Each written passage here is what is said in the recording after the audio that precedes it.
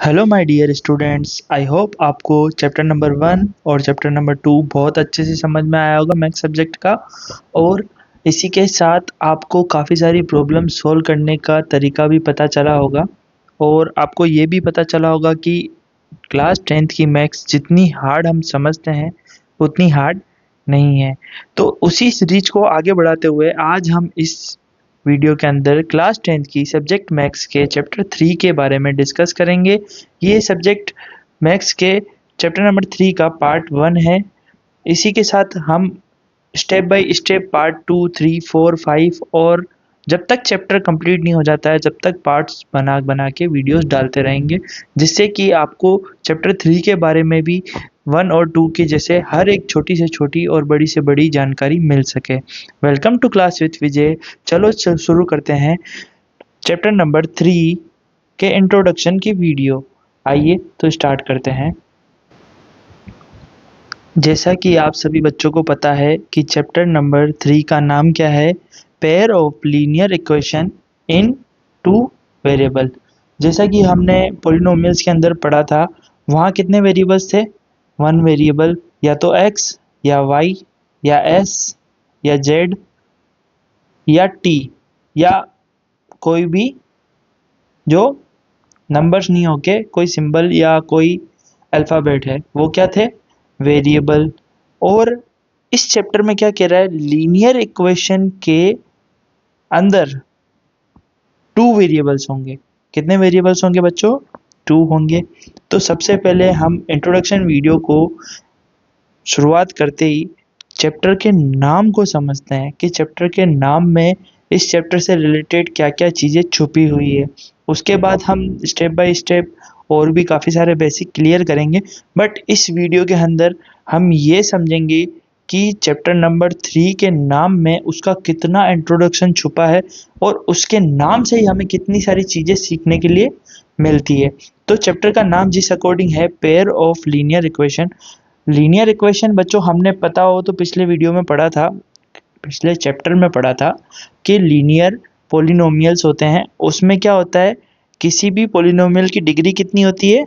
1। क्या 1 होती है? डिग्री 1 होती है। मतलब किसी भी पॉलिनोमियल के अंदर वेरिएबल की जो हाईएस्ट पावर होती है वो क्या होती है? 1 होती है। उससे ऊपर कोई पावर नहीं होती है। वैसे ही इसमें भी हम लीनियर इक्वेशन की बात करेंगे।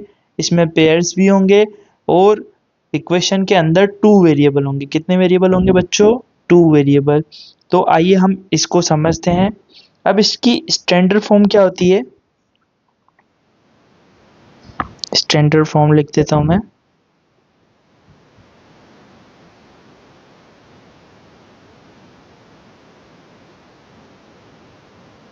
स्टैंडर्ड फॉर्म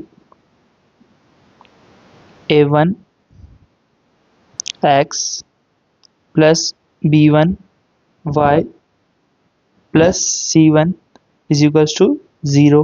अब पेयर की बात हो रही है तो एक इक्वेशन तो होगी नहीं, इसीलिए दो इक्वेशन होगी। a2x plus b2y plus c2 is equals to 0। अब ये क्या है? पेयर है। प्लस आप देखेंगे कि वेरिएबल की डिग्री कितनी है? 1। हाईएस्ट पावर कितनी है? 1। तो हम एक एग्जांपल लेके भी समझ जाते हैं कि इसके अंदर a b c की वैल्यू कैसे हम फाइंड करेंगे, क्योंकि आगे हम क्वेश्चन सॉल्व करेंगे। तो बच्चों हमें पता होना चाहिए a1 क्या है, b1 क्या है, c1 क्या है, a2 क्या है, b2 क्या है और c2 क्या है। अगर हम डायरेक्ट ही क्वेश्चन पे मूव करेंगे या डायरेक्ट ही हाई लेवल के इंट्रोडक्शन पे मूव करेंगे तो हमें ये नहीं पता होगा कि हमारा a1 क्या है, b1 क्या है, c1 क्या है, a2 क्या है, b2 क्या है, c2 क्या है। उस टाइम हमें फिर डाउट होगा कि सर ने तो हमें बताया ही नहीं, A2 B2 के बारे में हमें बताया ही नहीं, A1 और B1 के बारे में भी नहीं बताया। अब हमें दो इक्वेशन दे दी इंट्रोडक्शन के वीडियो के अंदर। जैसे काफ़ी सारे वीडियोस में मैंने देखा इंट्रोडक्शन में डायरेक्ट एक दो इक्वेशन दी हुई है, बताया हुआ A2 की वैल्यू ये, A1 की ये और B1 की ये, B2 की ये। उससे क्या हुआ कि बच्चों आपको पता नहीं पड़ा कि इसकी स्टैंडर्ड फॉर्म, जैसे बाय चांस अगर ये वाला C की जगह और C वाला B की जगह आ जाए तो आप कैसे फाइंड करोगे? आप तो C को ही B वी वन मान लोगे ना। बट हमें कैसे पता चलेगा कि स्टैंडर्ड फॉर्म के अंदर A1, A2, B1, B2, C1, C2 कैसे फाइंड करना है। तो उसके लिए बेसिकली मैं बच्चों दो इक्वेशन आपके सामने लिख रहा हूँ और उसमें आपको पहचान करना सिखाऊंगा इस वीडियो के अंदर, और बाकी सारे नेक्स्ट वीडियो में हम करेंगे, क्योंकि ये पहला स्टेप है। धीरे धीरे हम स्टेप बाय स्टेप चढ़ेंगे। जैसे बचपन में बच्चा पहले 4 पाँवों पे चढ़ना सीखता है, मतलब 2 पाँव और 2 हाथों से चलना सीखता है। उसके बाद में धीरे धीरे धीरे धीरे वो खड़ा होकर चलना सीखता है। पहले उसको सहारे की ज़रूरत होती है, फिर कोई सहारे की ज़रूरत नहीं होती है। उसी तरह हम वीडियो के लेवल को भी बढ़ाते हुए चलेंगे। मैं एक ही दिन में सब कुछ समझा दूंगा तो आप सब परेशान हो जाएंगे, एक ही वीडियो देख देख के बोर हो जाएंगे कि सर तो लेक्चर ही लेक्चर दे रहे हैं, लेक्चर ही लेक्चर दे रहे हैं। इसीलिए छोटा सा छोटा गैप लेके हम चलेंगे। तो अब मैं बेसिकली एक एग्जांपल ले लेता हूँ। 4x plus 3y plus 1 is equals to 0, 2x plus 7y plus 2 is equals to 0। ये दो पेयर दे रखे हैं linear equation in two variable के। अब हम बेसिकली सबसे पहले इसमें से A1, B1, C1, A2, B2 और C2 के बारे में जानेंगे। जैसे कि मेरा फर्स्ट मैं इक्वेशन इसको मान लेता हूँ, तो सारे 1 वाले वेरिएबल्स इसमें आएंगे। सेकेंड इक्वेशन इसको मान लेता हूँ, तो जो भी वेरिएबल के मल्टीप्लिकेशन में A2, B2, C2 है वो इस इक्वेशन से आएंगे। इसको बोल देते 1, इसको बोल देते 2। अब A1 की वैल्यू क्या होगी, अब स्टैंडर्ड फॉर्म में जाके देखेंगे। सबसे पहले A1 किसके मल्टीप्लाई में आ रहा है, x के, यानी एक वेरिएबल के मल्टीप्लाई में। जैसे ये x को मैं फर्स्ट वेरिएबल मानता हूँ, तो सेकंड इक्वेशन में भी यही फर्स्ट होगा।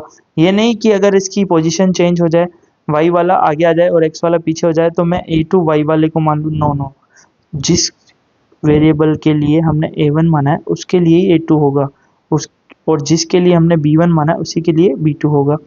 तो A1 मेरी वैल्यू क्या होगी, 4। ऐसे ही B1 क्या होगी, 3। और C1 क्या होगी, 1। अब A2 की वैल्यू 2 और B2 की वैल्यू 7 और C2 की वैल्यू 2 होगी। आई होप बच्चों आपको ये वैल्यू फाइंड करना आ गया होगा। अगर आपको इस वीडियो में बेसिक कॉन्सेप्ट समझ में आया और मेरी बात कहीं भी आपको समझ में आई, सही लगी, तो इस वीडियो को लाइक कीजिए। लाइक करने से बेसिकली बच्चों हमें थोड़ा सा मोटिवेशन मिलता है और वीडियोस बनाने का, और हमें ऐसा लगता है कि नहीं, हमने वीडियो बनाई तो हमारी वीडियो बनाने से बच्चों को समझ में आया। ऐसा नहीं कि बच्चों को कुछ समझ में नहीं आया, बच्चों ने बस थोड़ा सा देखा और छोड़ दिया।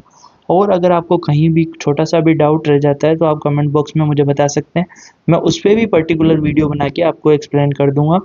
और सबसे मोस्ट इम्पोर्टेंट, अपने फ्रेंड्स को भी हमारी ये सीरीज सेंड करके उनकी भी हेल्प कीजिए। ऐसा नहीं है कि बच्चों, सब अपने ग्रुप में हेल्प कीजिए एक दूसरे की, और मैथ्स सब्जेक्ट में almost 100 out of 100 marks gain करने का ट्राई कीजिए, क्योंकि आपके फ्रेंड्स को मैथ्स उतनी आती है जितनी आपको आती है। जैसे आपको 1% आती है, आपके फ्रेंड को भी 1% आती है, तो आप दोनों एक दूसरे से बैटल कर सकते हो मैथ्स के अंदर। बैटल का मतलब चैलेंज दे सकते हो एक दूसरे को कि मैंने ये क्वेश्चन तेरे लिए तैयार किया है और तूने मेरे लिए ये क्वेश्चन तैयार किया है, मैं तेरा क्वेश्चन सॉल्व करूंगा, तुम मेरा क्वेश्चन सॉल्व करना। उससे क्या होगा बच्चों, जैसे हम गेम के अंदर लेवल अप करने के लिए अपने फ्रेंड से फाइट करते हैं ना कि मेरा लेवल ज़्यादा है आपका कम है, वैसे ही मैथ्स में करो आप। इस तरीके से आप अपनी मैथ्स को इम्प्रूव कर पाओगे जल्द से जल्द, क्योंकि आपने देखा होगा कि जहाँ चैलेंज होता है वहाँ अपनी जो पावर है डबल हो जाती है, बूस्ट हो जाती है। तो बच्चों एक तरह से अपने आप को चैलेंज दो, अपने फ्रेंड्स को चैलेंज दो, और अपने फ्रेंड से खुद भी चैलेंज लो। उससे आपको क्या होगा, प्रॉब्लम सॉल्व करने के लिए कम से कम टाइम लगेगा, क्योंकि आप देखोगे मेरा फ्रेंड पहले कर लेगा तो मैं उसके सामने छोटा हो जाऊंगा। बट आप छोटे होंगे नहीं। मेरा मोटो वो नहीं है कि आपके अंदर ईर्ष्या नहीं होनी चाहिए। आपके अंदर एक भावना होनी चाहिए कि हाँ, हम साथ मिलके उस लेवल तक जाना है कि मैथ्स का क्वेश्चन देखा और आंसर फट निकाल के दे दिया। आई होप आपको ये मेरी सारी बातें समझ में आई होगी और आप इसके ऊपर प्रैक्टिकल भी करोगे।